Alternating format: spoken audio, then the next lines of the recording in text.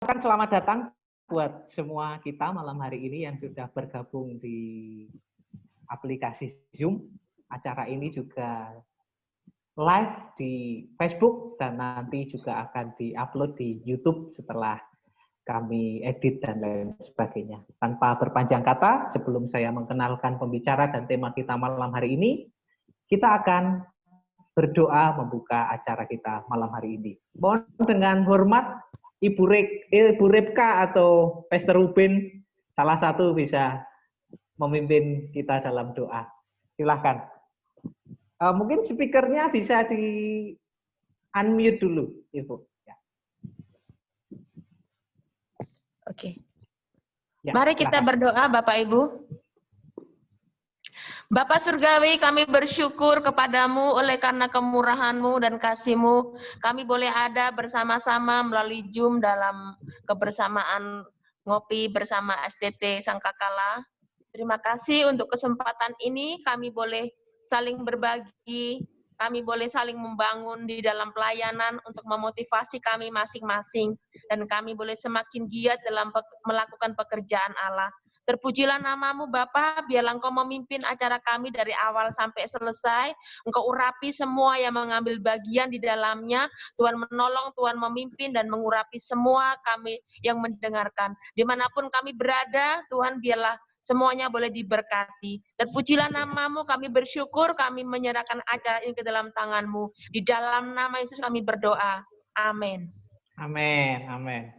Sekali lagi saya ucapkan selamat datang buat kita yang ada di Zoom dan juga selamat bergabung buat yang menyaksikan melalui media sosial Facebook. Ibu Bapak semua, malam hari ini kita akan membahas satu topik yang menurut saya sangat menarik dalam dunia kekristenan, karena kita tahu umat atau jemaat yang kita layani background-nya beraneka ragam, termasuk juga kehidupan mereka juga sangat kompleks. Salah satunya adalah sering kita jumpai jemaat atau orang-orang yang kita layani pernah atau bahkan sedang berhubungan atau punya kaitan dengan perdukunan atau jimat-jimat atau boleh saya singkat kata dengan okultisme. Nah, malam hari ini sangat spesial karena bersama kita semua malam hari ini sudah hadir, yaitu beliau-beliau yang saya merasa bahkan menyaksikan beliau-beliau adalah hamba-hamba Tuhan yang dipakai Tuhan di bidang ini.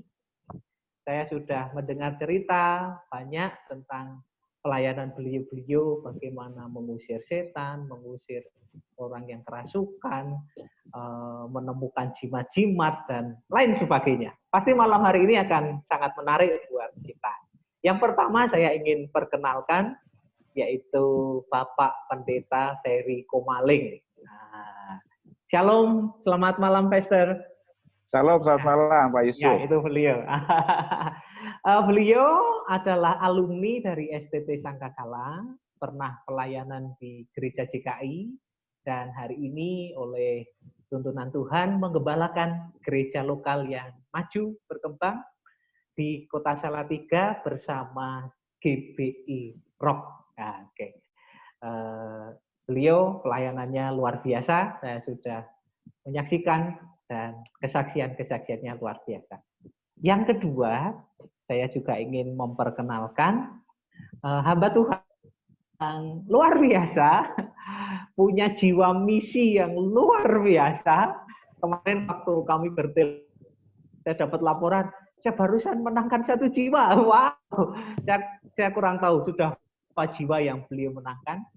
Juga aktif dulu membantu sinode, membimbing misionaris-misionaris kami di Sumba, dan sekarang beliau menggembalakan di kota Juwana, tapi beliau tinggal di kota Pati, yaitu Bapak Pendeta Trenggono. Shalom, selamat malam Bapak Trenggono. Ya, halo, selamat malam Pak Trenggono. Ya, itu beliau. Shalom, selamat malam. Ya, sedang sekali. Di tengah-tengah kita juga ada Bro Samuel Agur, ini juga saya tahu pelayanannya juga berkaitan dengan ini, mungkin nanti juga bisa kesaksian atau apa. Sekali lagi saya ucapkan selamat datang, selamat bergabung. Ada Pak Ketua Korwil kita dari Solo juga, Pastor Michael Sukris juga bergabung, dan teman-teman yang lain. Terima kasih. Nah, tanpa berpanjang kata ini, biar ini langsung aja, saya akan memberikan kesempatan untuk Pastor Ferry Komaling untuk pertama mungkin dapat berbagi entah kiat, entah kebenaran yang berkaitan dengan pelayanan okultisme. 10 sampai 15 menit, Pastor. Silakan. Oke. Iya.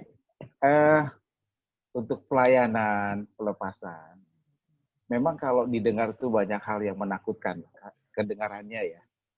Tetapi ketika kita mengetahui kebenaran, saya pikir itu akan menjadi sesuatu yang menakjubkan. Karena kita akan melihat banyak hal yang luar biasa yang Tuhan kerjakan. Di mana orang bisa mengalami yang disebut dengan kelepasan dari keterikatan. Orang bisa bahkan mengalami kesembuhan. Dipulihkan. Jadi itu sebuah pelayanan yang luar biasa. Dan saya sangat percaya kepada apa yang Tuhan katakan di dalam Markus pasal 16 ayat 17, itu ayat yang sangat terkenal, yang berkata, tanda-tanda ini akan menyertai orang-orang yang percaya, mereka akan mengusir setan-setan demi namaku. Jadi ayat ini ingin menjelaskan bahwa tanda yang akan menyertai orang percaya yang pertama kali di situ disebutkan mengusir setan. Dan itu penting ternyata. Karena pelayanan ini menjadi pelayanan yang di mana kita langsung berhadapan dengan roh jahat. Terus yang kedua, yang saya lihat di Alkitab adalah bahwa kita ini diberikan oleh Tuhan sesuatu yang luar biasa. Yaitu kemenangan. Kalau nanti dilihat di dalam Kolose, ya. Efesus pasal 6 ayat 12 dan Kolose pasal 2 ayat 15. Saya bisa bacain. Karena perjuangan kita bukan melawan darah dan daging, tetapi melawan pemerintah-pemerintah, melawan penguasa-penguasa, melawan penghulu-penghulu dunia yang gelap, ini melawan roh-roh jahat di udara. Ia, Yesus, telah melucuti pemerintah-pemerintah dan penguasa-penguasa dan menjadikan mereka tontonan umum dalam kemenangannya atas mereka. Kalau saya lihat dari ayat ini tuh, Tuhan Yesus telah melucuti dalam Efesus pasal 6 ayat 12 segala sesuatu yang dipunyai oleh roh jahat. Ya.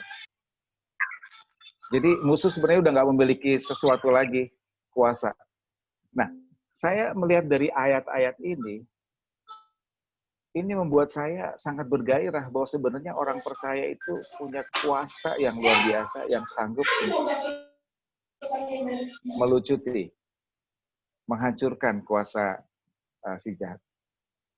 Nah, hari-hari ini saya melihat begini, ada banyak orang kesulitan hari-hari ini. Dan untuk mencari jalan pintas, mereka beberapa ya itu lari dengan cara mencari pesugihan, mencari dukun yang bisa membuat mereka kaya. Nah, satu kali saya dipanggil untuk mendoakan satu keluarga, satu pengusaha yang tinggal di usaha itu, jadi satu keluarga ada di rumah itu, di usaha itu. Nah, saya diminta untuk mendoakan. Saya datang ke sana, setelah saya doakan, nah ternyata mereka berkata, ini ada jimat, ada benda-benda yang cukup banyak jumlahnya, yang berhubungan dengan okultisme perdukunan, dan disuruh bakar. Jadi saya bakar, hari itu saya ceritakan tentang Yesus, karena dia orang percaya yang baru. Tapi beberapa waktu kemudian, saya sudah datang lagi. Lalu saya diminta lagi untuk membakar benda-benda seperti itu lagi, dalam bentuk-bentuk yang berbeda. Saya bakar lagi, tapi yang ketiga tiba-tiba Tuhan bicara ke saya begini. Nah, orang itu sebenarnya, jadi Tuhan bicara begini, dia sedang mempermainkan aku. Jadi dia ingin mengusir semua setan itu, setelah terusir dia mencari lagi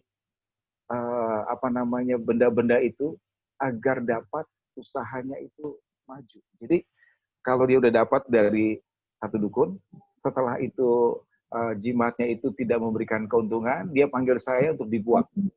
Pak Ferry Kemaling. Halo? Bukan. Ya. Nah, setelah dia nggak bagus itu jimatnya, dia cari dukun lain, lalu dia panggil saya lagi. Setelah itu dia dapatkan, nggak lama kemudian dia panggil saya lagi karena jimatnya nggak bagus, saya suruh ngusir lagi. Jadi ada orang-orang yang kayak begitu, nyuruh kita ngusir, tapi sesudah itu dia cari jimat lain lagi supaya usahanya maju, mempermainkan Tuhan. Dan saya punya pengalaman kayak itu nggak sekali dua kali ya. Ada satu pengusaha baru buka usaha juga, dan ketika saya datang mendoakan sebuah usaha itu, mengusir semua roh jahat yang ada di situ karena memang angker tempat itu. Setelah saya selesai turun dari tingkat atas ke bawah, saya lihat di bawah itu yang punya ruko itu sedang menyiapkan makanan-makanan kayak sesaji, tapi makanan-makanan pasar gitu. Dan saya lihat jadi gini, itu penglihatan yang betul-betul bisa dilihat. Jadi ada banyak anak-anak kecil yang wajahnya tua gitu, mengerumunin akan jajanan pasar gitu. Saya kaget tuh, kok ada, kita barusan ngusir roh jahat, kok ada roh jahat lagi gitu. Ternyata memang kita ngusir roh jahat, tapi yang punya itu menggantinya dengan yang lain. Nah, saya pikir hari-hari ini orang banyak ternyata berusaha secara seperti itu agar katanya bisa dapatkan keuntungan lebih baik. Dan saya pikir ini nggak main-main, ya nggak main-main. Jadi saya bicara dengan orang pengusaha itu dengan keras, dan mereka berkata dan punya pemikiran yang tidak seperti sesuai firman Tuhan, saya tinggal. Dan saya punya pengalaman yang lain lagi, satu lagi, ketika saya berdoa dengan seseorang, orang itu mengalami sakit yang luar biasa, jadi seluruh tubuhnya itu nggak bisa digerakkan. Dokter bilang dia memiliki ada masalah urat-urat saraf. Nah, ternyata dia punya magic ya, yang akhirnya membuat dia sakit. Itu sebenarnya udah lama. Nah, pada waktu didoakan, roh jahatnya keluar, dia mengalami kesembuhan secara total. Saya kaget. Jadi ngusir setan itu memang sebuah sarana Tuhan, salah satunya untuk kita bisa melihat mujizat dan keajaiban. Amin. Yang saya heran adalah begini, kenapa orang Kristen itu takut menghadapi? Karena pemahaman yang kurang menurut saya, dan pengenalan akan Allah yang pengalaman dengan Allah yang juga kurang. Kalau kita tahu itu dan memahami dengan jelas, kita akan lihat bagaimana Tuhan bekerja secara luar biasa. Dan yang saya juga lihat banyak orang Kristen kenapa nggak bergerak di situ dan menganggap bahwa itu hanyalah karunia untuk seseorang aja gitu. Padahal kita bilang itu semua untuk orang yang percaya. Amin. Siapapun bisa, termasuk anak-anak. Saya sudah lihat soalnya. Anak kecil, anak SD, ketika kita ajarin bahwa Yesus itu ada dalam dirinya, orang percaya punya kuasa, ya, roh jahat sudah dikalahkan oleh kematian Yesus. Dia bergerak, dia berdoa, dan doanya itu luar biasa. Dia ngusir setan dan setan itu keluar. Dan itu saya lihat dengan mata saya sendiri. Jadi ini bukan untuk 1-2 orang, ini karunia yang diberikan untuk semua orang percaya. Ini waktunya sebenarnya kita bergerak secara luar biasa bersama dengan Tuhan. Amin. Saya pikir itu, sementara nanti kalau ada pertanyaan atau apa kita bisa sharing lebih seru lagi. Ya. Pasti teman-teman yang lain punya pengalaman yang luar biasa juga. Saya bisa belajar dari rekan-rekan yang lain. Ya. Terima kasih Pastor Ferry, Ibu Bapak semua peserta webinar malam hari ini. Bila ada pertanyaan bisa langsung ketik di kolom chat. Nanti akan saya sampaikan ke para pembicara kita. Terima kasih Pastor Ferry membuka kita malam hari ini. Ada banyak penasaran, pasti ada banyak pertanyaan. silakan nanti ditanya. Saya persilahkan kepada Bapak Pendeta Trenggono untuk bisa menyampaikan apa yang kira-kira bisa jadi berkat malam hari ini. Silakan. Terima kasih Pak Yusuf. Saya mau sampaikan bahwa sebenarnya saya sendiri juga tidak tahu kalau saya dan istri ternyata dipakai Tuhan untuk melayani di bidang ini. Karena sejak lama, sejak saya bertugas di Timur Timur tahun 1985, itu saya ingin melayani Tuhan, saya pengen melayani Tuhan. Tetapi kalau disuruh berdoa tidak bisa, tidak pernah bisa. Sehingga saya nggak pernah berani. Nah, singkat cerita, pada waktu kami sudah kembali ke Pati, ya, ini proses perpindahan kan setelah Timur Timur bubar, kembali ke Pati, kami kembali berdinas di tingkat yang paling bawah sekalipun kami mensyukuri. Suatu saat saya diajak teman untuk melayani pelepasan. Saya tidak tahu itu pelepasan karena saya kok aneh sekali gitu, aneh sekali. Terus ternyata orang yang dilayani ini itu adalah seorang preman, punya jimat itu waduh penuh sekali. Namun saya tidak percaya waktu itu. Setelah ada masalah, premannya teman preman ini ternyata dia menipu teman-teman yang melayani banyak, ya, menipu banyak.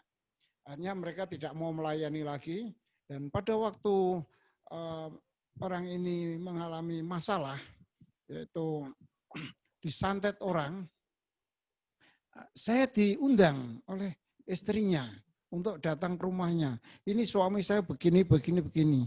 Terus saya bersama istri datang ke rumah, mau apa ini? Ya kami cuman sudah meniru aja, udah ayo kita layani. Kami hanya berdoa, memuji Tuhan Allah kuasa. Ya. Hanya itu, dengan suara yang sudah selindro patet songo itu enggak karuan. Ya. Kami melayani ternyata dengan pujian yang kita naikkan sungguh-sungguh, itu setannya keluar. Ya. Bahkan keluar jimat-jimat dari tubuhnya. Wah ini saya semakin heran. Terus ini berlangsung hampir tiap malam dari sekitar habis maghrib sampai sekitar jam 1, jam 2 pagi. Kami melayani selama 1 bulan berdua. Ya. Itu, dan di sini ternyata bukan hanya jimat yang dia miliki. Santet tenung yang sangat ngeri sekali. Itu masuk di dalam tubuhnya. Ya. Santet tenung masuk. Yaitu ada yang namanya paku masuk di dalam mata, pasir di mata, besi rosok, ini seng, karaten, satu gulung itu masuk dalam tubuhnya, keluar juga. Terus lahar sepeda juga keluar, ngeri pokoknya. Ada besi yang untuk patok kemah itu ya, panjang 20 cm, itu masuk juga. Dan dia keluar di depan kamar mandi, waktu itu sudah tidak kuat, ngeblak di kamar mandi, kami layani di situ, ternyata keluar. Di samping itu juga banyak jimat-jimat yang lain, ini adalah santet, banyak jimat-jimat mulai dari cemeti, keris, bahkan trisula yang kecil-kecil itu ya, keluar dari tubuhnya. Banyak sekali. Nah, ini berlangsung sampai 1 bulan, saya tadinya ya kaget. Ada pada waktu kami ketakutan itu tengah malam ada yang namanya santet masuk dalam tubuhnya ini berupa seng itu tadi, seng karaten. Dia masuk, dia pegang jantungnya, teriak, aduh sakit-sakit, dan keluar darah, dari mulutnya keluar darah. Karena saya awal, jadi saya kaget, oh Tuhan mati ini Tuhan, tolong Tuhan, tolong Tuhan. Terus kami naikkan pujian, itu. pujian, ya karena kami berdua saja melayani ya. Baru belajar ya, ternyata ini dia semua bisa keluar dan dia bisa selamat tanpa luka. Bayangkan kalau seng digulung karaten keluar dari mulut. Itu di tenggorokan ini aja kelihatan ada besar sekali, itu kami melihat sendiri. Dan bisa keluar tanpa luka. Dan banyak hal-hal yang ngeri lah itu. Apalagi kalau namanya santet berupa roh. Ya, ada itu sangat mengerikan sekali. Kemudian Tuhan ternyata bukan sampai di situ. Tuhan melatih lagi, mengirim orang Muslim, kiai, ya seorang kiai dari Wonosobo. Dia tinggal akhirnya kami layani tinggal di rumah selama 3 bulan. Di situ kami layani, wah ilmunya banyak sekali. Yang dibeli pada waktu dia naik haji, dia beli di Madinah. Ya. Itu ilmunya kuat dan keluar semua. Ya. Keluar. Terus ini baru satu-satu. Terus ternyata Tuhan kirim lagi. Mulai jiwa-jiwa. Ya seminggu mungkin 2 kali, kadang-kadang 3 kali. Kalau malam datang bawa mobil, 1 mobil, jam 8 malam datang, nanti mereka rombongan kami layani, terus sekitar jam 4 pagi sudah pulang. Baik itu dari Jawa Timur maupun dari Jawa Tengah di bagian selatan. Itu orang-orang non, ya ada ya Ustadz. Ternyata mereka itu punya barang banyak sekali di dalam tubuhnya. Ya. Keluar semua. Dan itu tokoh-tokoh. Ya. Tokoh-tokoh yang mungkin mereka mau mencoba atau apa, tapi mereka datang, kita doakan, kita pujian, dia sudah tidak tahan. Ya. Yang anehnya lagi, pada tanggal 2 Januari 2010, ingat saya itu ya, itu tiba-tiba sekitar jam 12 siang itu ada SMS. Bunyinya, Assalamualaikum, Bapak selamat tahun baru. Nah, ini tidak ada namanya. Kemudian saya balas lagi, Assalamualaikum, Waalaikumsalam, selamat Natal tahun baru, maaf dengan siapa. Terus dia membalas, saya Ustadz ini dari Bandung. Saya minta didoakan. Nah, karena saya sakit dan setelah saya tahajud, terus ternyata ada suara, penyakitmu bukan penyakit sembarang. Kamu harus dilepaskan. Terus Ustadz ini tanya, siapa Tuhan yang bisa melepaskan? Tiba-tiba ada angka katanya. Ada angka, tulisannya emas. Selama 2 minggu dia pikir apa angka ini. Kemudian dia mencoba ngetik SMS, ternyata itu nomor saya. Nah, terus saya telepon, saya undang ke Pati, kami layani, dia tinggal di rumah 3 hari. Sebulan kemudian dia ngajak mahasiswanya, dia dosen Stein di Bandung. Ya, dia ngajak mahasiswanya yang juga mantan mahasiswanya yang sudah lulus. Ternyata dia punya pondok juga. Ya. Terus datang sini kita layani. Dan ini terus berlangsung akhirnya secara massal. Tuhan memberi pelayanan massal. Kami banyak bergabung dengan beberapa gereja. Mereka mengundang pelayanan itu, orang-orang itu dilayani di tempatnya. Kami datang melayani di sana. Ya. Dan puji Tuhan, kenapa kami berani untuk melayani itu? Ya, melayani semuanya. Karena dasarnya yaitu tadi firman Tuhan seperti yang disampaikan Pak Ferry, yaitu dari Markus 16 ayat 17. Tanda-tanda ini akan menyertai orang-orang yang percaya.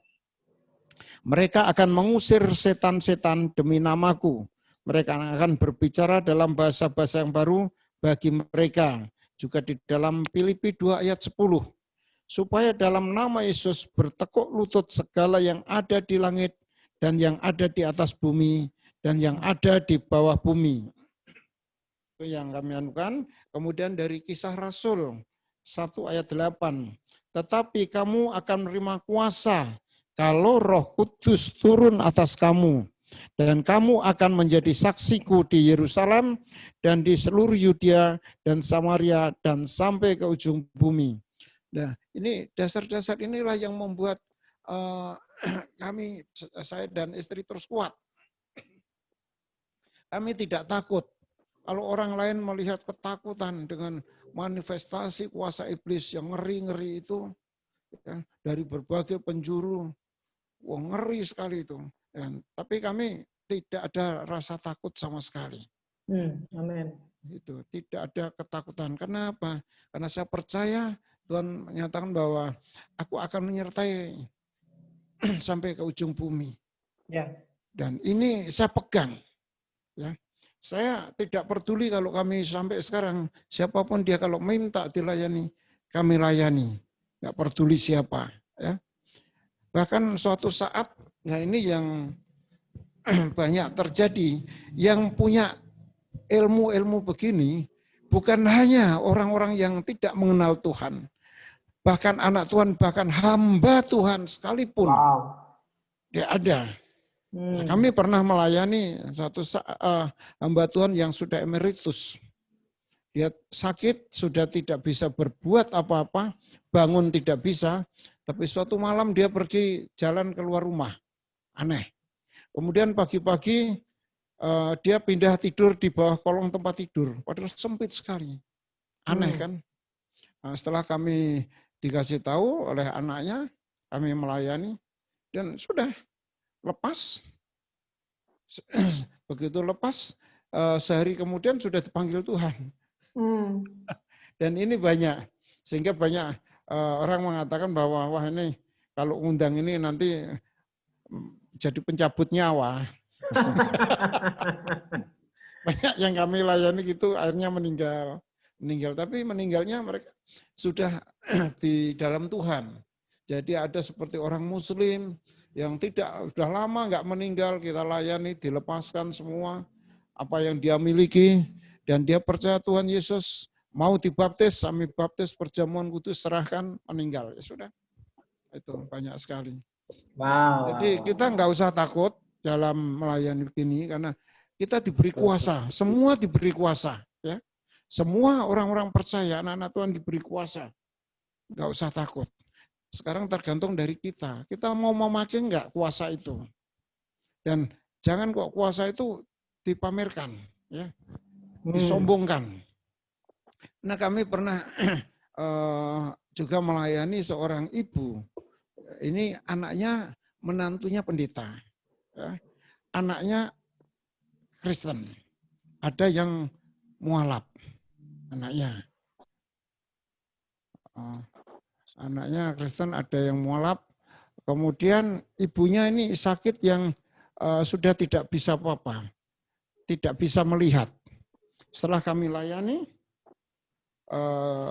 didoakan lepas. Dan dia terima Yesus, dibaptis. Nah ini ada... ada suaranya apa enggak baik tadi? Ada suara yang tidak ya ini. Halo? Halo? Bisa ya? Dengar ya suara? Suara dengar, tapi di saya kok nggak ada videonya ya? Makanya saya juga. Ini tadi videonya bisa hilang. Ini sudah muncul. Iya. Bentar. Terus setelah kita melayani, ada yang saya kan sempat marah. Karena ada seorang, ya namanya pelayan Tuhan juga, dia berusaha anukan wah hebat kamu bisa membuat orang ini bisa bertobat dan terima Yesus, hebat kamu bisa menyembuhkan dia. Oh saya langsung marah itu, kenapa? Kamu jangan mencuri kemuliaan Tuhan. Ya. Ini bahaya sekali. Karena banyak orang yang baru atau berusaha baru melayani atau apa, terus heran dan ini loh aku, ini sangat berbahaya. Padahal apa yang kita lakukan itu, semua itu adalah karena Tuhan yang bekerja. Yes. Pak Bukan Trenggono, kita, ya. kalau boleh saya sedikit menyela, kita jawab pertanyaan ya, biar... Boleh. Monggo. Ya. Dua hambanya ini seru sekali malam hari ini. Pastor Ferry dan Pastor Trenggono, Pak Trenggono. Wah, saya tadi agak merinding loh dengar kesaksian-kesaksian yang cukup mengerikan. Oke, ada pertanyaan masuk ke saya. Saya akan bacakan, silakan nanti dijawab bergantian. Saya senang sekali tadi dua hambanya ini mendasari di Markus 16 ayat 17 bahwa kita pasti akan disertai tanda-tanda. Bahkan Pastor Ferry menyampaikan bahwa Tuhan Yesus telah melucuti semua musuh-musuh kita. Nah, pertanyaan buat panelis kita, tapi seringkali untuk memulai pelayanan seperti bapak-bapak ini merasa sulit gitu loh. Kami ini pertanyaannya. Kadang ada rasa takut karena belum pernah atau baru pertama. Kira-kira tipsnya bagaimana? Pastor Ferry atau Pastor Trenggono dulu? Silakan. Ya, kalau saya nggak pernah merasa takut ya. Jadi karena kami banyak turun ke masyarakat, ya banyak bergaul, sehingga mereka yang kita doakan, kita datangi aja, walaupun nggak kenal, kita ketemu di jalan, kita ngobrol-ngobrol, kesaksian, nggak didoakan, mau ya sudah. Terus kita kan dulu saya juga usaha ini, melalui untuk pelayanan ini, saya melalui pijat, saya belajar pijat. Ya, saya mau mijat orang, kemudian saya lihat, ini apa gembolamu kok banyak sekali. Nah, gembolan itu ilmunya, cimatnya dia. Oh, Bapak kok tahu aja? Iya tahu. Nah, ayo lepaskan ya. Terus mereka akhirnya mau juga. Kita doakan, mau nggak didoakan untuk apa? Nah, tuh. Jadi kita nggak usah, jangan ragu. Ya kalau mereka diajak bicara tentang kebenaran, dia sudah menolak ya, jangan diteruskan. Kita bicara yang lain. Kalau saya demikian. Oke, terima kasih. Pastor Ferry, silakan. Iya, oke. Saya masih kadang rasa takut ada. Kadang lihat orang yang besar, ya kan, yang saya takutkan kalau dia mukul kan, kan kadang tidak terkendali. Nah makanya untuk menghindari rasa takut itu, hal yang saya takutkan, yang ini yang saya biasa lakukan dan hampir tidak ada, bukan tidak ada, tapi ada juga. Tapi hampir jarang saya melihat manifestasi yang yang mengerikan. Karena kita landasi dulu. Jadi saya ajak ngobrol dulu, ya sebenarnya istilahnya konseling. Saya tanya, jadi kita tahu dulu apa penyebabnya roh jahat masuk. Kalau dia karena ilmu, dia kan akui, minta ampun sama Tuhan, dan dia mau dilepaskan. Kalau tidak mau dilepaskan, ini akan sangat sulit. Kalau misalkan dia terluka, akui bahwa dia terluka dan sakit hatinya, hidupnya terluka, lalu bereskan, itu biasanya juga ada roh jahatnya. Nah, kita lihat penyebabnya apa roh jahat masuk. Nah, setelah itu karena dia mau, ya kita doakan. Jadi entah itu orang punya ilmu yang hebat sekalipun, ya, arti ya pokoknya mungkin jawaranya lah dan sebagainya, ketika dia mau bertobat, ya kan, lalu mau juga melepaskan diri dari itu akan sangat lebih mudah. Saya biasa menyebutnya seperti ngusir ayam yang ada di depan rumah mau masuk. Hus, kira-kira gitu. Tapi kalau tidak, ya kita bisa sepanjang malam, 2 malam, 3 malam gitu. Memang ada orang yang proses, ya ada. Tapi ketika kita mulai memberikan kebenaran, ya kebenaran kita berikan dan orang tiba-tiba nangkep kebenaran itu akan memerdekakan. Gitu. Nah, kita doakan sangat mudah. Saya seringkali memberikan contoh gini, karena setan itu tahu hukum. Roh jahat itu sangat tahu hukum. dia bergerak, ya kan. Misalkan gini, saya ini, misalkan saya setan lah, ya kan. Saya setan, Pak Trenggono adalah pendeta, Pak Yusuf yang minta didoakan. Ya kan? Ya kita contoh Berarti bertiga. saya yang kerasukan setan.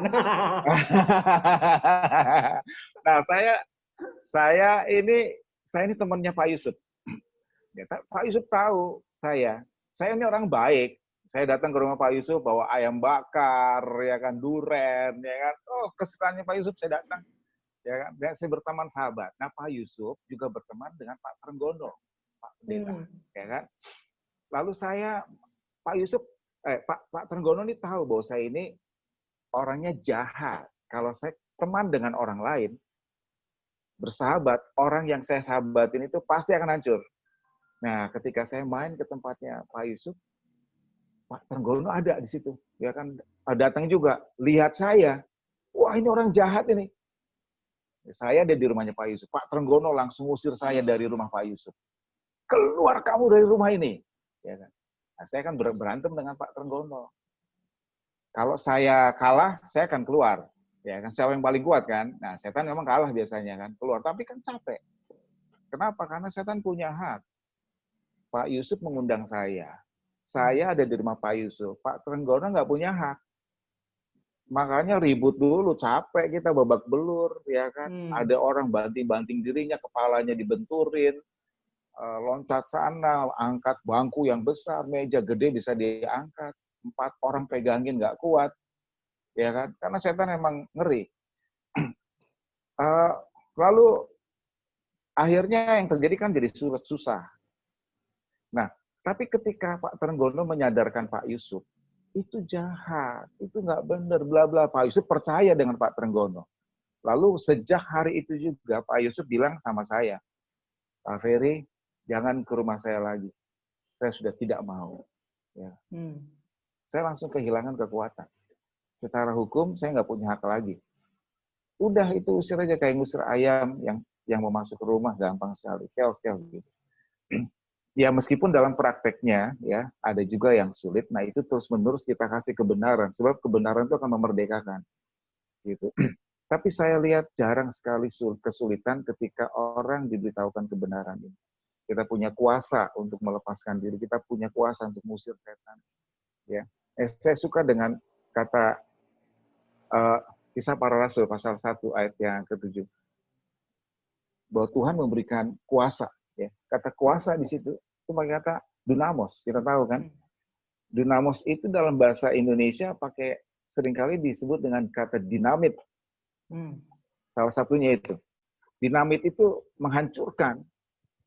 Jadi kuasa yang sangat menghancurkan. Kita tahulah beberapa teknologi canggih. Misalkan kalau dulu kan bom atom yang menghancurkan Nagasaki, Hiroshima, hancur lebur. Sekarang nuklir, nggak tahu apalagi yang lebih hebat dari itu. Yang bisa menghancurkan mungkin 1/4 dunia ini. Jadi kata dinamit itu menghancurkan. Nah, aku suka banget kata kuasa itu. Jadi Tuhan ini, ya kan, bukan itu manusia dengan penelitian dan pengetahuan, tapi Tuhan itu menghancurkan kuasa musuh, benteng, pertahanan. Wah, kita udah sangat komplit, sangat luar biasa lah, karena Tuhan itu bukan karena kita, ya, karena Tuhan sudah ada bersama dengan kita.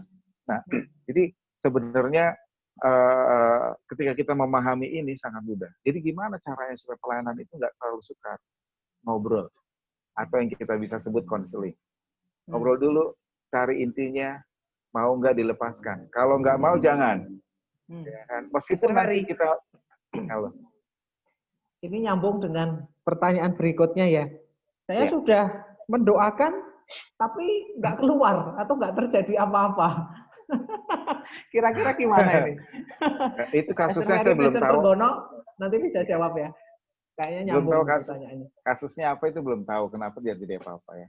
Jadi misalkan kita tadi udah lakukan hal itu dan kita doakan semua, itu akan keluar dengan mudah. Ya. Meskipun dia sangat banyak ilmunya. Ya. Terus apakah manifestasi harus loncat sana, loncat sini, mengglosor? Itu bisa saja terjadi. Bisa saja terjadi. Tapi kalau kita kasih dasari, itu sangat mudah sekali. Jadi saya lihat hampir tidak terjadi manifestasi yang mengerikan. Meskipun dia misalkan orang yang kena teluh lah ya, yang didoakan keluar paku, kawat, saya pernah lihat juga gitu ya, dalam pelayanan yang kita lakukan. Itu juga begitu mudahnya, asal tadi mau. Ya. Nah, sekarang gini, apakah harus manifestasi itu dilihat oleh mata? Kita senang kalau itu bisa kelihatan, karena kita mengetahui bahwa dia sudah lepas. Kadang-kadang setan juga begini, bisa menipu, seperti seolah-olah lepas, padahal belum. Bisa. Itu benar, kita harus tahu harus peka juga di situ. Selidiki lagi, kita ini lagi ya. Kalau kita masih nggak merasakan ada sesuatu, berarti kita ulangi lagi tentang pemberesan yang penting. Ya, bukan sekedar pelayanan pelepasan, bukan sekedar ngusir setannya, tapi pemberesannya, pertobatannya yang penting. Bahwa Tuhan itu nomor satu daripada yang lain gitu kan. Yesus harus jadi Tuhan. Nah itu. Wow. Iya. Bapak Trenggono, apakah ada tambahan ini? Wah, pertanyaan dulu nih. Baik, terima kasih. Jadi kalau tadi mengusir setan kok sudah berdoa, sudah ini kok tidak keluar. Ya. Ini keraguan itu pernah juga saya alami. Yang tadi saya sebutkan bahwa, dia disantet di matanya sakit sekali. Terus kok keluar pasir. Gimana kita ambil, dia teriak-teriak, mata kena pasir, ada pasirnya. Kan sakit sekali. Kita ambil, teriak-teriak, sakit. Terus kita berdoa Tuhan memberi hikmat. Ada baskom dikasih air. Suruh ngelimbang. Ternyata di situ bisa keluar. Tanpa kita harus lakukan. Seperti misalnya disantet paku 1 cm, 2 cm, 3 cm. Baik sekrupnya juga sama. Baik yang karatan maupun yang baru. Keluar dari mata. Itu nggak mungkin kita ambil. Ya. Itu bisa dengan kuasa Tuhan tanpa ada luka sedikit pun. Ya. Bagaimana orang kita kok bisa melakukan itu? Karena kita harus punya iman, percaya ya, bahwa kuasa Tuhan diberikan pada semua orang percaya. Pada waktu kami melayani masal, yang paling besar itu di di Jogja, di pegunungan itu loh, mana di daerah Gunung Kidul. Bukan di yang tempat rekreasi itu loh. Wonosari? Bukan. Ke utara, kelihatannya ke utara, ke Kaliurang. Kaliurang, betul, Kaliurang. Itu 98 orang. Ya, secara massal. Dan ada satu yang kami layani, itu dia sudah agak karuan ya, kita pegang, dia bilang, aku orang baik, tolong beri aku kesempatan untuk menolong yang namanya Ismail ini. Ismail, dia butuh bantuan. Siapa kamu? Aku Kiai siapa dari Banten. Ya, itu ngomong. Nah, kalau aku tahu Yesus, bukan kenal. Aku tahu Yesus. Dia jawab juga, setan itu. Nah kita kalau terus bisa, baik ya, dia semakin kuat. Tapi kita harus berani katakan, dalam nama Yesus, keluar engkau. Keluar. Nah, dia pasti akan keluar. Tapi yang paling ngeri pada waktu itu, ada orang tua, nafasnya sudah megap-megap. Waduh, Tuhan, mati nih orang Tuhan, mati ini. Ternyata apa? Lehernya dicekik sampai dia nggak bisa bernafas. Nah ini kami ada ketakutan, waktu itu betul-betul ketakutan. Karena pertama itu dia dicekik, kami melihat pelayanan ini dicekik, ya, orang tua. Tapi ya setelah kita doakan, kasih olesi minyak urapan di lehernya, kita lepaskan, dia bisa bernafas lega. Dia baru cerita kalau lehernya dicekik. Ya. Terus kemudian apakah keluar itu bisa harus pakai manifestasi? Tidak mesti. Ya, tidak mesti. Kalau orangnya besar, kita besar mungkin saya dengan istri udah tua nggak mungkin bisa pegang dia. Tapi karena Tuhan, dia walaupun punya namanya sadulo gati sadulo wiwo sowiwoho itu ada, dan mengundang temannya sadulo itu macan dari seluruh telatah Jawa. Kalau kita katakan bahwa aku ikat kuasamu di dalam nama Yesus, dia hanya merangkak saja. Nggak bisa bergerak, dia mau menerkam, ya jatuh sendiri. Itu. Karena sudah kita ikat kuasanya di dalam nama Yesus. Ya, itu. Dan kalau kita melayani yang begitu-gitu, senangnya apa? Jadi tahu, oh ini kuasa apa yang masuk, ilmunya apa, itu. Jadi kita tahu nama-namanya. Saya kira itu. Wah, makin seru, ada banyak pertanyaan masuk, baik di kolom chat maupun ke saya. Saya ucapkan selamat datang buat Pak Petrus Haryono, selamat bergabung Bapak. Ya. Langsung aja karena banyak sekali nih pertanyaan, kayaknya malam ini seru sekali. Tadi menyangkut kepekaan Bapak-Bapak pendeta. Kalau Bapak-Bapak ini kan benar-benar sudah, kalau saya boleh bilang ahli ya. Wah, dipakai Tuhan luar biasa. Tapi untuk pemula, karena tadi lewat mijit aja udah tahu, oh ini pegangannya banyak itu. Pastor Ferry mungkin lihat orangnya aja udah tahu, ini ada roh ini, roh ini, roh ini gitu ya. Tapi kalau bagi pemula, gimana melatih kepekaan ini? Silahkan. Iya, iya. Saya pikir kalau orang bank itu tahu banget yang mana duit palsu dan bukan palsu, karena sering megang, sering megang. Jadi itu nanti akan terbiasa ya, makanya jangan takut, jalan aja. Betul apa yang Pak Trenggono bilang tadi, iman itu akan membawa kita melakukan apa aja, ya. Dan rasa aman, gitu. Ya jangan juga ini apa namanya, saya pernah satu kali, ya Tuhan bicara ke saya itu ada satu orang itu apa namanya pernah aborsi, tapi bicara begini. Aborsi. Saya ketemu satu orang wanita masih muda. Saya bertamu ke rumahnya, ke rumah salah satu jemaat. Tapi saya belum pernah lihat. Dia ada di situ. Tiba-tiba ketika sendirian tanpa nggak tahu gimana pembicaraan hari itu. Akhirnya saya tanya, kenalan. Tiba-tiba ada suara aborsi. Saya bilang, kamu aborsi ya? Saya juga berharap jangan punya pengalaman itu lagi. Itu mengerikan, ya kan? Kita langsung seperti ngejas orang. Ya kan, itu saking semangatnya waktu itu saya. Tapi ternyata memang betul dia aborsi. Tapi dia kan malu kan, saya tidak. Saya bilang tidak gitu kan. Akhirnya saya bilang, saya sedang pelayanan di salah satu tempat, kalau nanti kamu mau ketemu, datanglah dia ke tempat saya pelayanan. Nggak tahu penasaran untuk kenapa, hari itu Tuhan bicara lagi aborsi. Saya temuin dia dan saya bilang, kamu pernah aborsi kan? Enggak. Iya, saya bilang. Dan akhirnya dia bilang sambil menangis, dia bilang, iya. Itu memang, saya bilang Tuhan, saya kalau boleh jangan punya pengalaman gitu lagi, bahaya. Ya kan, ngejas orang dengan cara. Tapi kalau memang harus, ya kita lakukan.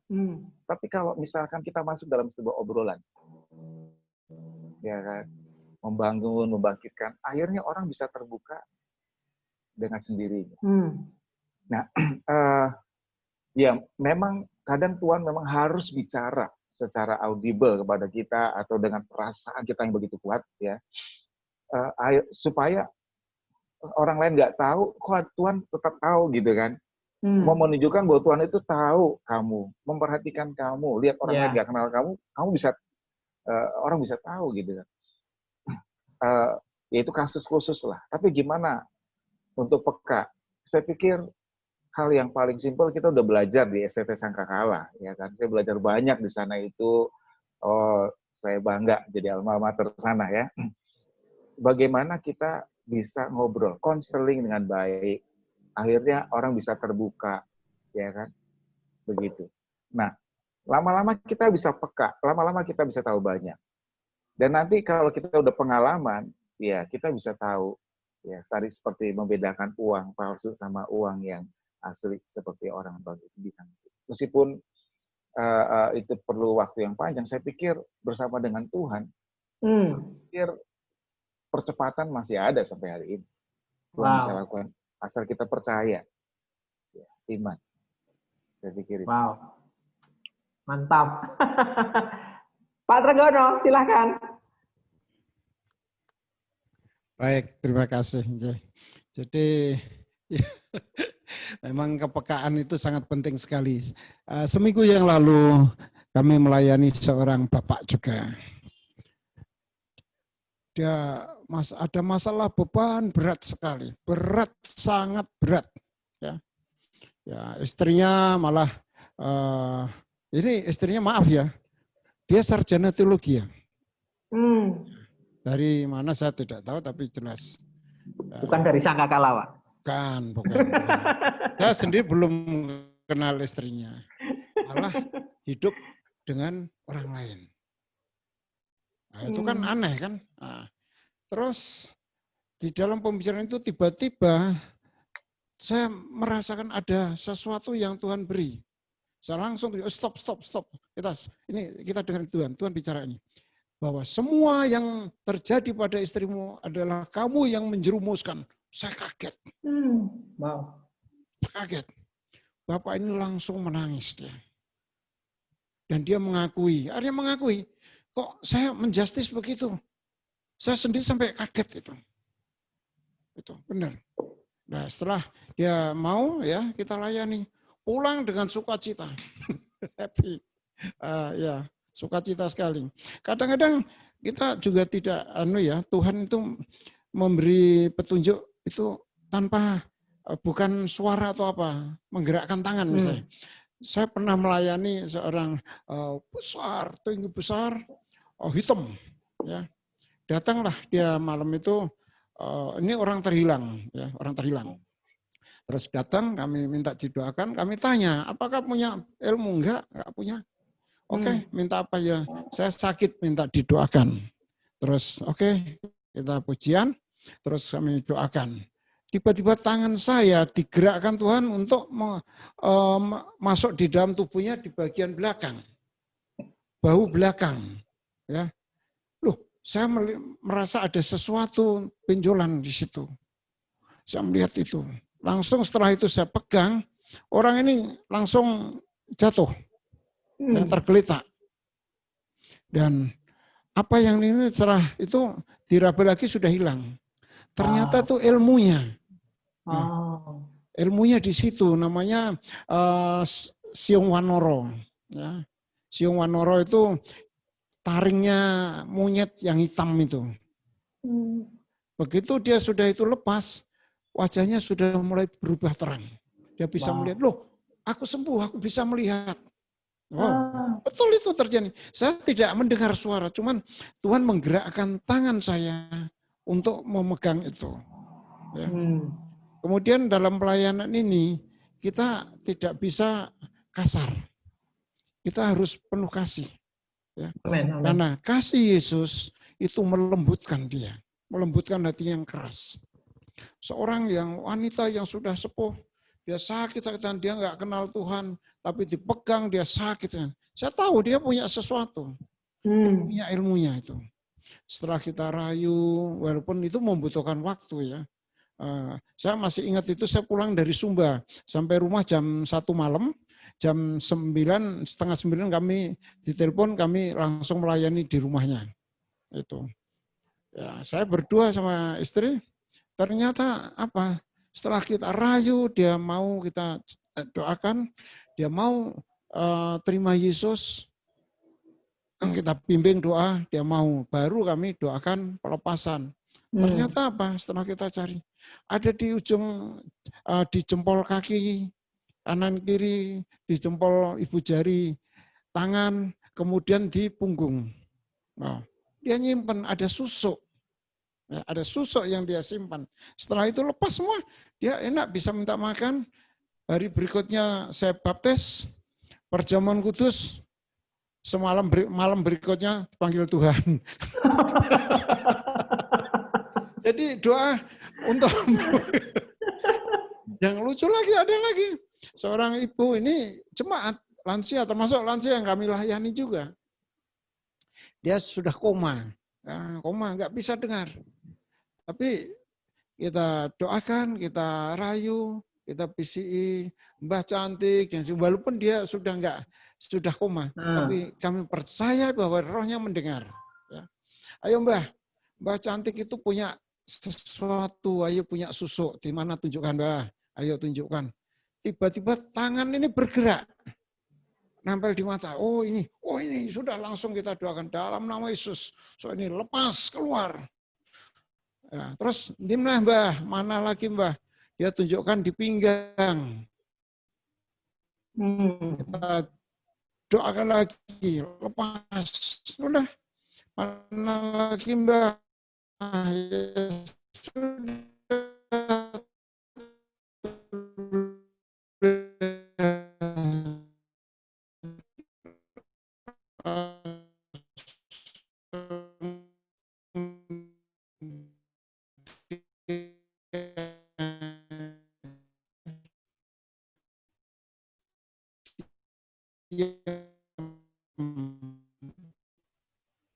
Kemudian nyawa nih. Ya ini. Adalah memang pelayanan pelepasan. Setelah dilepaskan, kita terbuka kan. Terbuka. Semua udah diberesin, ya kan. Penyebab terikat diberesin. Ini ada banyak nih penyebab terikat. Kita bahas, kan. Terus setelah udah selesai, makanya gimana caranya untuk kita menjaga diri kita? Ya kita isi dengan nilai-nilai kebenaran. Amin. Hidupi kebenaran. Gitu. Orang nggak ada yang sempurna. Jatuh bangun, jatuh datang ke Tuhan secepatnya, ya kan? Dan nanti kita akan lihat bahwa hidup kita akan bertumbuh. Tapi kalau muter-muter aja di situ jalan, nggak bisa maju. Yeah. Tapi kalau udah dilepaskan, dia punya kebebasan. Tanya gimana? Up-nya setelah follow up-nya terjadi pelepasan atau santetnya keluar atau apapun gitu. Beres gitu, follow up berikutnya. Ya mulai dasar lah, keselamatan. Nah, kalau dia baru kenal Tuhan ya kan. Sampai kepada pertobatan, kehidupan orang percaya, sampai pelayanan nanti. Kira-kira begitu. Wow, ya, dari saya. Mantap. Pak Tregono, silakan menyambung. Ini ada dua bagi orang yang belum percaya Yesus, itu kita follow up juga kadang-kadang saya telepon. Ada yang memang mereka rindu sekali, rindu untuk dilayani, dan dia mau terima Yesus, dia bertobat. Ya toh? Tapi kalau tidak, dia hanya sekedar butuh untuk didoakan. Butuhnya didoakan, sudah selesai ya, dia kembali lagi, ya sudah. Tapi yang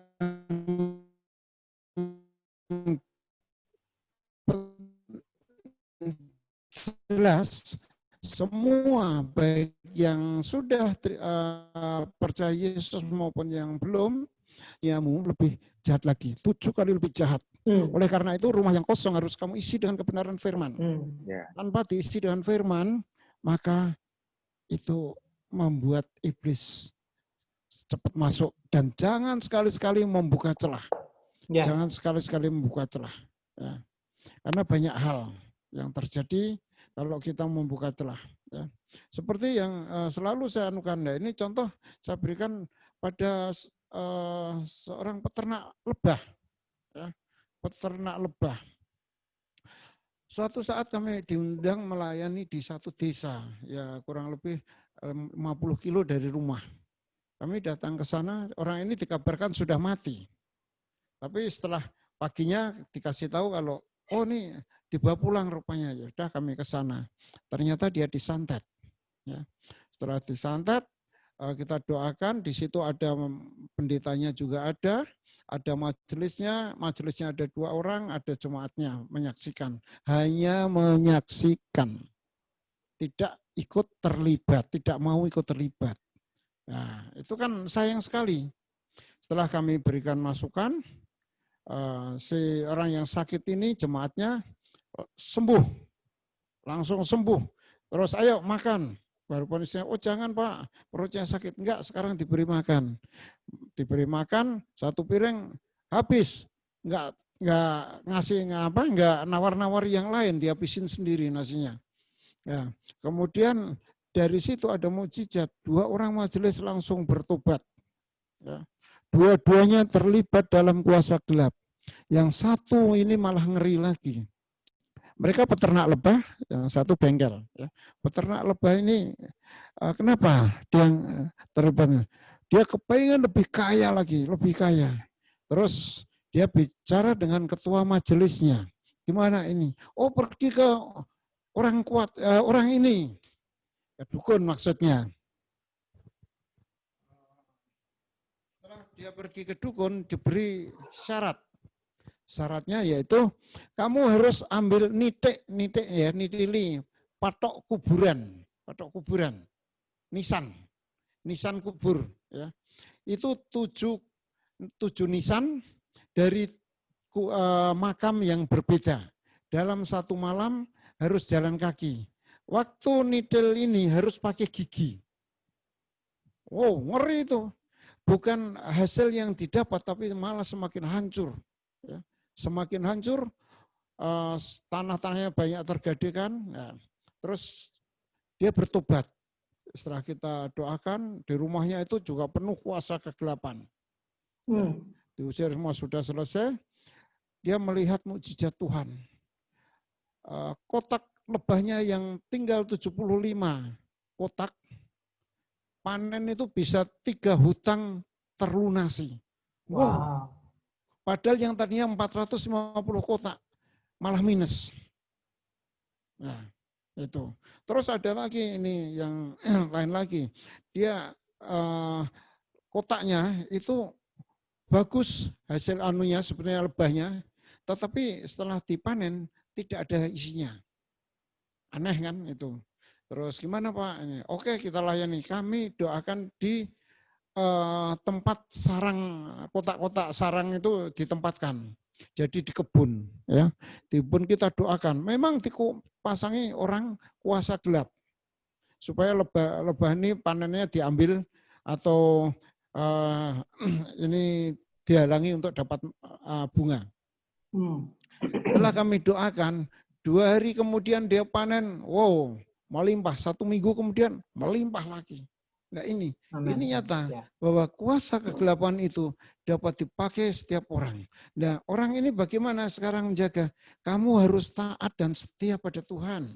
Amin. Ya. Jaga, jangan sampai kamu jatuh lagi dalam dosa. Isi dengan kebenaran firman. Ada misbah keluarga.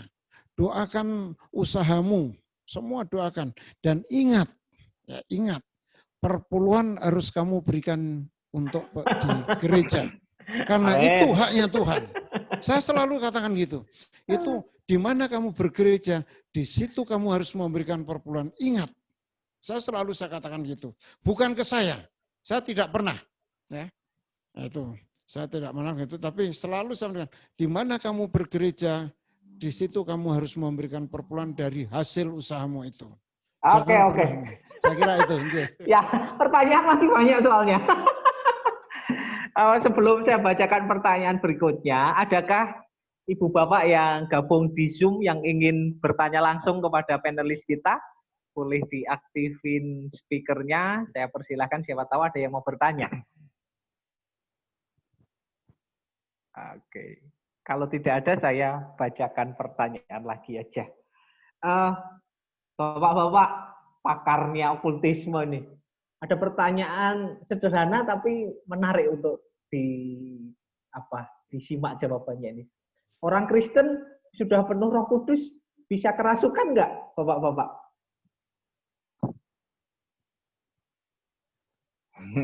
Oke. Ya. Penuh Roh Kudus itu dia dikuasai Roh Kudus. Oke. Speakernya bisa di mute. Siapa ini? Saya kurang tahu.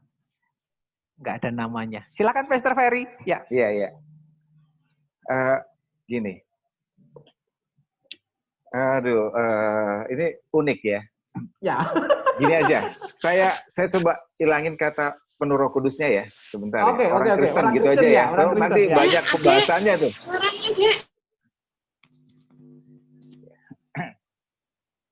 Oke. Nah, kalau orang Kristen, ya kan, artinya begini, ketika dia terima Yesus, berarti kan ada Roh Kudusnya dalam dirinya ya. Kenapa kalau ada Roh Kudus dalam dirinya? Maaf, Pastor Ferry. Ibu bisa di-mute speakernya IGK20Z. Siapa nih? Saya kurang tahu. Atau Mas Bardi bisa di-mute supaya tidak mengganggu. Pastor Ferry, silakan dilanjutkan. Maaf, tadi ada suara-suara yang... Speakernya Pastor Ferry di-unmute dulu. Ya. Oh, iya. Ya, silakan. Oke. Nah, apa namanya? Speakernya Pastor Ferry mute lagi. Ya, oke. Oke. Ya, oke. Nah, jadi gini, orang Kristen kan sudah ada Roh Kudusnya karena dia percaya Yesus, ya kan? Percaya Yesus. Ketika kita undang Yesus masuk, Yesus dan Roh Kudus adalah satu kesatuan. Nah, dia akan ada dalam diri. Nah, masalahnya begini, kok bisa ada ya orang Kristen percaya Yesus kok ada bisa kerasukan? Didoain, ya kan? Muntah-muntah, apa manifestasi iblis ada di situ, ya kan, terjadi pelayanan pelepasan. Nah, ternyata begini, kita melihat bahwa ada celah-celah yang dibuka oleh orang percaya sehingga setan bisa masuk.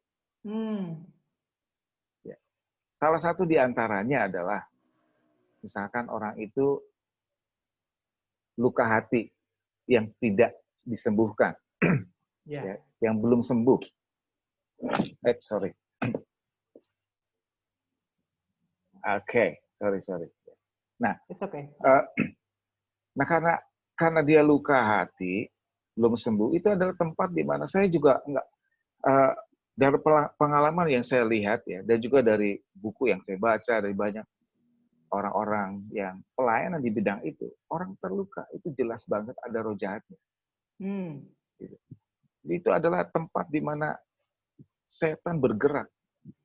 Sama aja begini, ini rumah udah bersih, rumah kita bersih. Tapi saya dari luar bawa sampah. Sampahnya apa? Tikus mati yang busuk. Saya bawa, laler pasti masuk. Ya kan. Mungkin kita sembunyikan di dalam kamar, tapi bau itu akan buat laler masuk. Bagaimana upayanya itu pasti dia masuk. Gitu. Contohnya rumah kita penuh laler. Nah, kenapa? Karena kita bawa itu tikus mati. Sama, kalau kita bawa tempat itu, setan masuk. Setan masuk. Makanya kita harus beresin. Ya, menurut saya kita juga udah pernah lihat lah ya, bagaimana orang-orang yang terluka, ya, simple aja didoain, tiba-tiba nih manifestasi dipegangin 4 orang aja, 4 orang besar-besar nggak kuat. Dia nggak pernah belajar ilmu kanuragan, nggak pernah ke dukun, nggak pernah yang namanya hal-hal kayak begituan. Hanya luka. 4 orang besar nggak bisa pegang dia. Itu jelas roh jahat. Nah itu tadi karena itu dia bawa tikus mati ke rumahnya. Laler-laler pada datang, setan-setan pada datang. Nah itu jadi ya itu aja. Maksudnya kalau misalkan kita kenapa ada roh jahat orang Kristen bisa kerasukan? Ya karena ada celah-celah yang dia bawa, yang dia buka sehingga setan bisa masuk. Ya, saya pikir. Pertanyaan ini agak mirip. Ada kasus orang Kristen sudah tahu kebenaran, tapi kok juga masih praktek okultisme. Ini gimana, Pastor Ferry? Itu belum kenal kebenaran. Pastinya ya. Belum kenal. Kalau udah kenal dia nggak akan laku. Ya, oke. Pastor Tregono, Pak Tregono, ada tambahan silahkan. Baik. Ya, kalau tadi orang Kristen, jangankan orang Kristen, pendeta saja juga bisa. Ya. Ya, seperti tadi saya saksikan, saya melayani hamba Tuhan pendeta emeritus, ternyata dia punya kuasa kegelapan. Itu bisa kerasukan setan? Kerasukan, semar mesem. Dia masuk. Bayangin. Betul. Terus suatu saat kami melayani juga ini saya sebenarnya ya nggak enak ya, tapi ini adalah hamba Tuhan dosen S2, ngajar STT, ya saya nggak tahu. Bukan Sangkakala. Bukan. Istrinya juga sarjana teologi. Saya tahu dari STT mana, saya tahu itu ya. Dua-duanya sama, satu kampus itu. Ternyata apa? Tuhan ngasih tahu. Waktu itu saya belum melayani di gereja. Ya. Tuhan ngasih tahu. Saya ngomong dengan Bapak itu cuman jarkoni. Gajah dibelangkoni gitu. Saya bilang begitu. Kenapa? Bapak bisa khotbah tetapi nggak bisa mempraktekkan iman itu. Nggak bisa mempraktekkan. Ternyata apa? Benar. Dia sakit hati sama saudaranya. Dia langsung bilang, Pak, saya sudah mengampuni saudara saya. Saya sudah mengampuni saudara saya. Tapi saya tidak mau ke rumahnya. Nah ini pakai syarat. Pakai syarat, bagaimana Tuhan mau menganukan dia? Nah ini iblis masuk. Makanya kan kuasa kegelapan setelah dilayani, muntah-muntah ya sudah. Dia minta ampun. Jadi bukan hanya jemaat biasa atau orang Kristen biasa, bahkan hamba Tuhan pun kalau kita namanya membuka celah, pasti akan ada kuasa kegelapan masuk. Ya. Saya kira itu. Jadi warning buat semua kita ya. Gimana Pastor Ferry? Saya mau kasih beberapa pengalaman. Oke. Waktu saya awal kali bertobat, terus saya itu melayani tetangga saya, karena saya tinggal bersama dengan mama saya waktu saya lulus SMA. Tetangga saya ini dia dari Kalimantan, punya banyak jimat. Jadi mama saya menginjili dia, karena mama saya buka warung, jadi dia datang, diinjilin, mau terima Tuhan Yesus. Lalu kita datang ke sana. Saya datang ke sana bersama dengan teman. Setelah itu saya bilang, kalau percaya Yesus itu harus dibuang semua yang selain Yesus. Lalu dia bawalah semua itu dari kamarnya. Dibawa dari kamarnya semua jimatnya, dan saya mengalami ketakutan luar biasa. Ditaruh di meja, satu meja penuh. Lalu dia ceritain salah satu pusakanya. Dia ambil 2 pedang, dia bilang ini pedang sudah sangat kuno usianya, dengan batu yang di itunya ya. Dia orang Chinese ya. Dia kasih tahu ininya ya kan, dan itu udah turun temurun. Saya sempat tidak rawat dan tidak beri makan pedang ini katanya gitu. Lalu dia bilang, tetangga saya belakang saya itu didatangin pedang ini dalam sebuah mimpi, dan itu harus diberi makan. Jadi tadi malam saya baru kasih makan kan itu kan. Dan pedang ini istilahnya berbicara secara khusus. Lalu akhirnya selesai pembicaraan, dibawalah semua itu, benda-benda itu satu plastik besar, ya kan, kita pakai sepeda ontel waktu itu, saya bersama dengan teman, ditaruh di depannya, teman saya yang naik sepeda, pulang, dibawa ke gereja, mau dibakar di gereja. Karena itu lewat rumah saya bilang, saya berhenti di depan rumah ya, saya mau keperluan dulu di rumah, kamu langsung ke gereja. Ya ke gereja, dan saya nggak ke gereja, karena saya ketakutan waktu itu.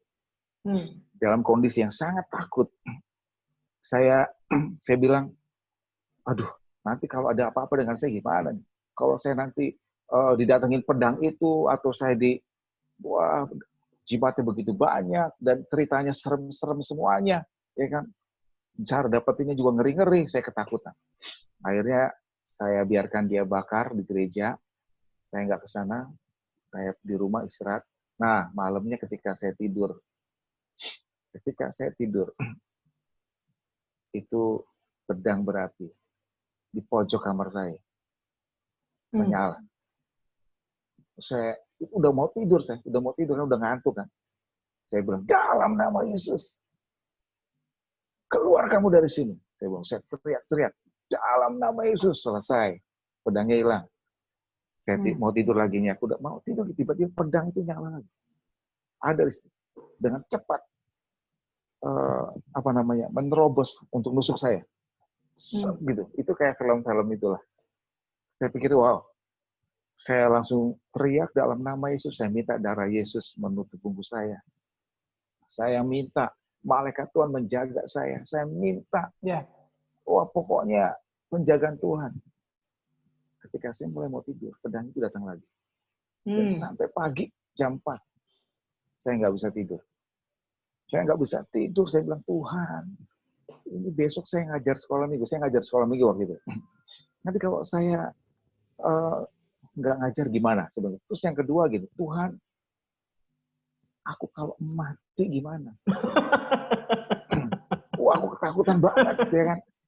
Tapi ya saya bilang gini, Tuhan kalau saya mati, saya pasti masuk surga. Tuhan yang malu. Saya bilang gitu.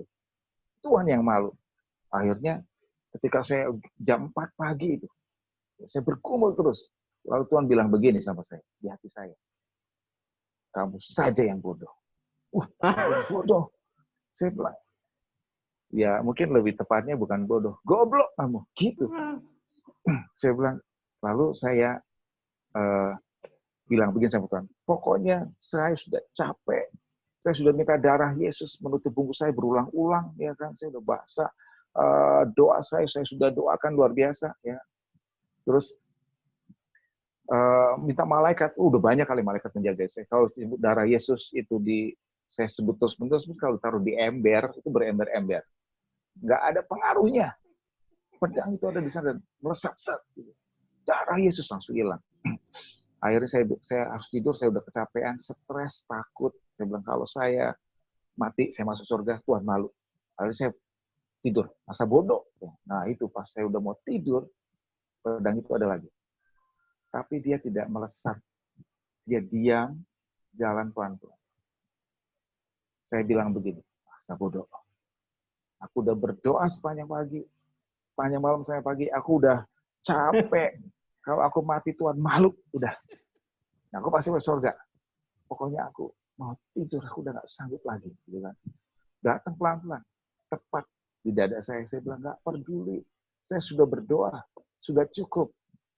Sudah, saya udah gak mau tahu lagi, pokoknya sudah cukup, saya tidur. Terus hilang. Saya pikir saya mati. Saya bangun tidur hanya 1 jam atau 1,5 jam. Saya bangun, saya masih hidup. Lalu saya ingat di Efesus pasal yang ke-5. Berkata begini, bahwa kita melawan tipu muslihat iblis. Wow. Saya kaget. Wah, yang saya lawan tipu muslihat. Sejak itu, saya bilang, ini nggak bisa dibiarkan. Kita ngelawan tipu muslihatnya. Loh, orang sehebat apapun, sebesar segagah apapun, itu bisa jatuh karena tipu muslihat. Ya. Iblis sudah dikalah. Amin. Nah, waktu itu pelayanan pertama saya sesudah itu adalah gini. Ada satu bapak, dia adalah salah satu ketua majelis salah satu gereja, saya nggak sebutkan, ya. Dan saya usia saya 19 tahun kalau nggak salah, 19 tahun. Dia usianya 45-an. Jadi jauh sekali. Dia sakit dan tubuhnya itu mengeluarkan ini loh, batu-batu. Jadi kalau digini kan tiba-tiba ada batunya. Dan itu rasa sakit, dia nggak bisa tidur sepanjang hampir 1 mingguan. Nah, karena saya membentuk sebuah tim doa. Tim doa itu ada guru sekolah minggu, ya, ketua guru sekolah minggu, ada salah satu ibu majelis juga dalam satu gereja. Kita bangun doa. Nah, saya diminta doakan di sana. Kita tim inilah. Karena saya mimpin, jadi saya yang ini, yang akan semangat sekali. Saya bilang sama bapak itu yang pertama bertobat. Lalu kita doakan. Nah, ketika didoakan, saya minta dia itu lihat Tuhan yang besar. Saya minta lihat Tuhan yang luar biasa. Loh, bapak itu percaya Tuhan, tapi juga, karena dia itu percaya juga sama roh jahat. Jadi dia punya, jadi gini, dia majelis tapi masih pegang, seperti yang Pak Trenggono bilang, masih punya jimat-jimat, magic. Dan hari itu diberesin. Dia sakitnya tidak ada diagnosa dokter, bingung. Nggak bisa tidur selama 1 minggu, di dalam tubuhnya kalau diginikan keluar batu.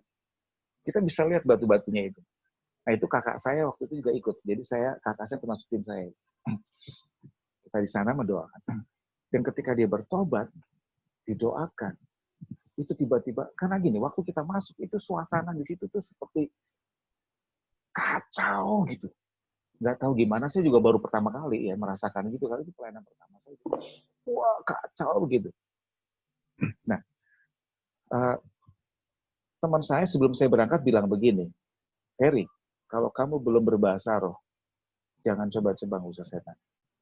Lalu ada dosen saya sempat ikut sekolah kitab beberapa waktu itu, ya, bilang begini, ya enggak sampai selesai, hanya sebentar waktu itu.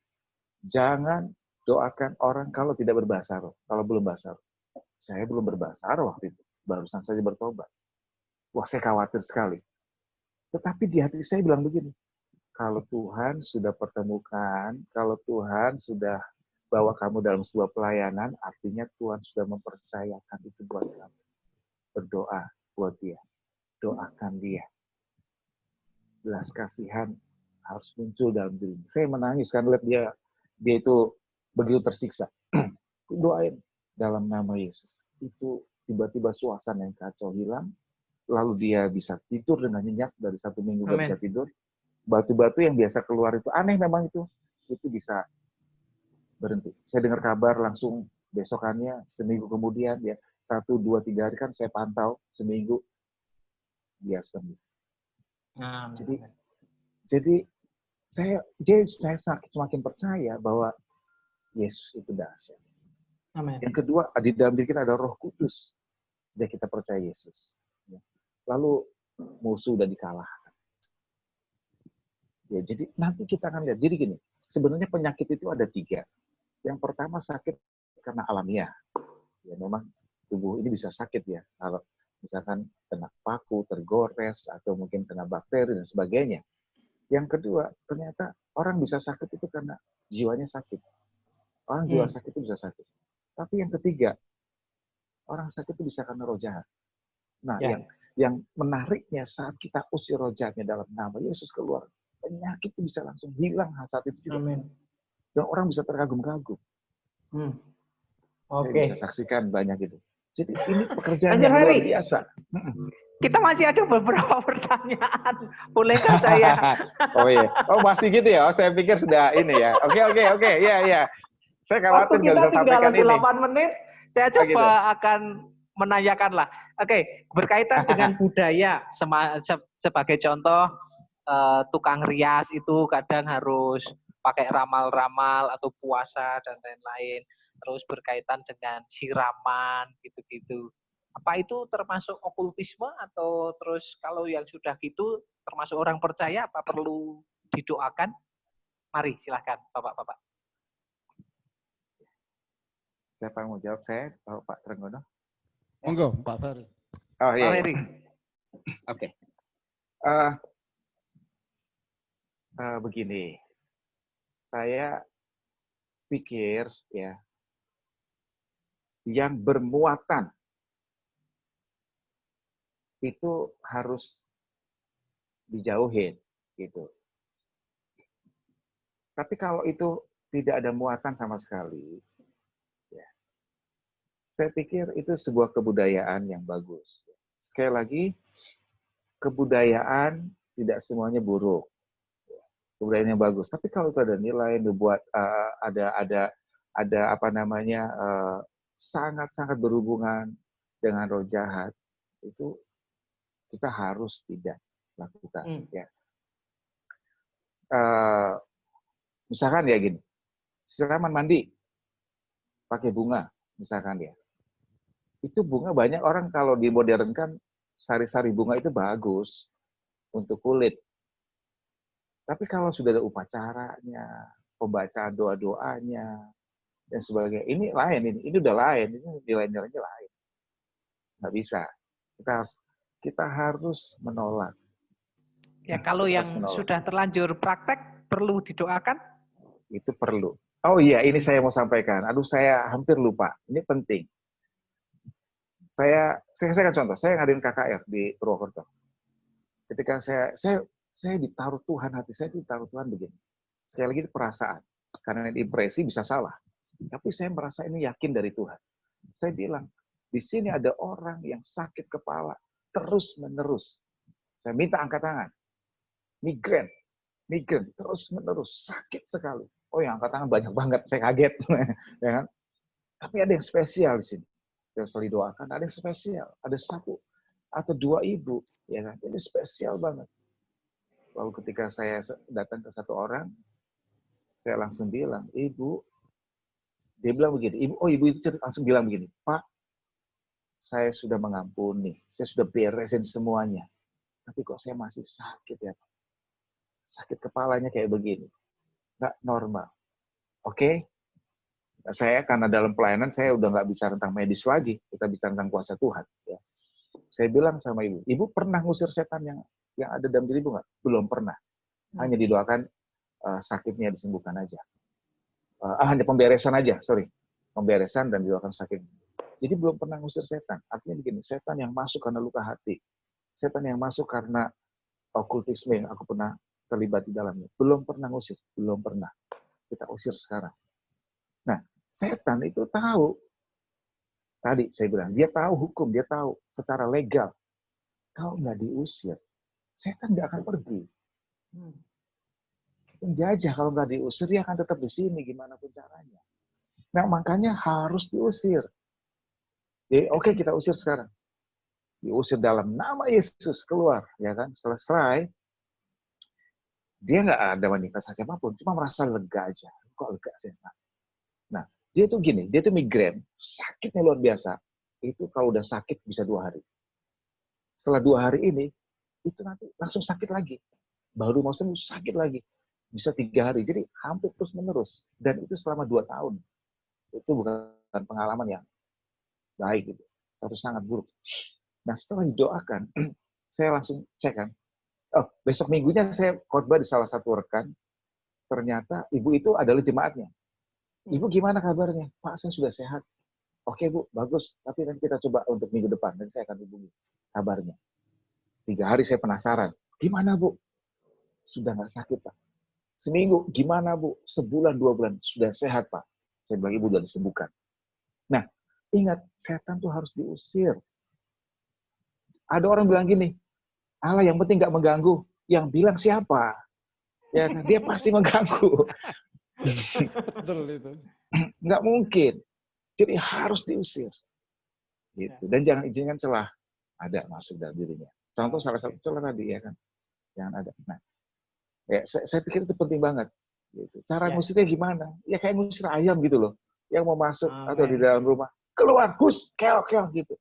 Ini bukan suara yang keras atau bukan suara yang merdu atau yang teriak-teriak. Bukan masalah suara.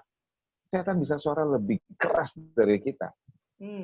Dia bisa mengintimidasi lebih keras dari kita. Yang penting iman. Tadi Pak Tenggoro berulang-ulang tuh menyampaikan iman. Itu benar banget. Percaya yang penting. Ya, percaya bahwa Bapak itu pasti melindungi kita. Yes.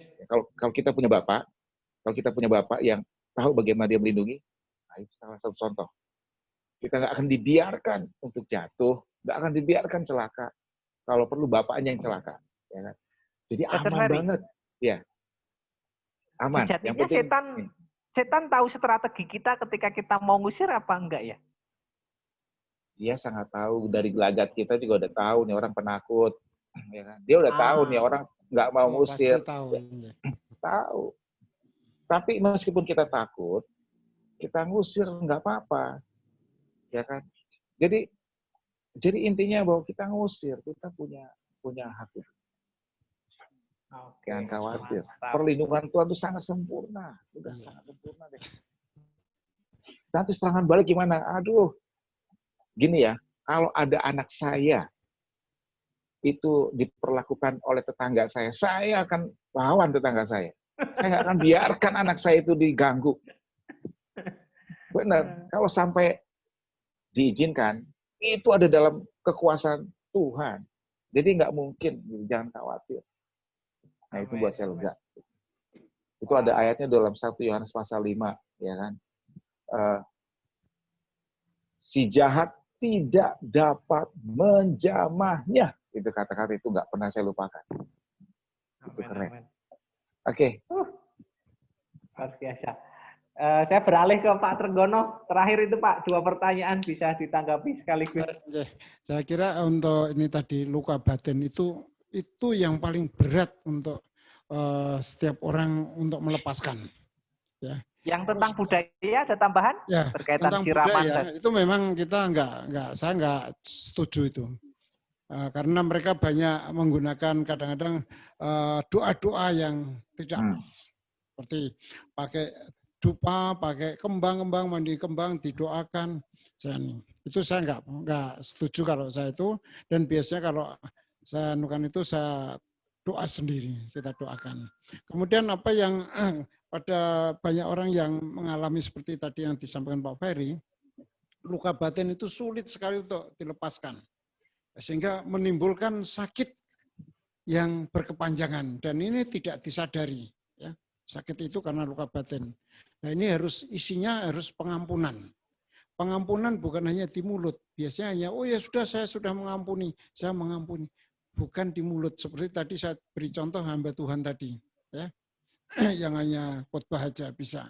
Tapi kita benar-benar, lah ini sering saya lakukan bahwa kalau kamu memang benar-benar mau memaafkan, mau mengampuni, mau minta ampun, mau membuktikan, datangi dia, kamu peluk, atau kamu cium, atau kalau ekstrim lagi kamu sujud di kakinya.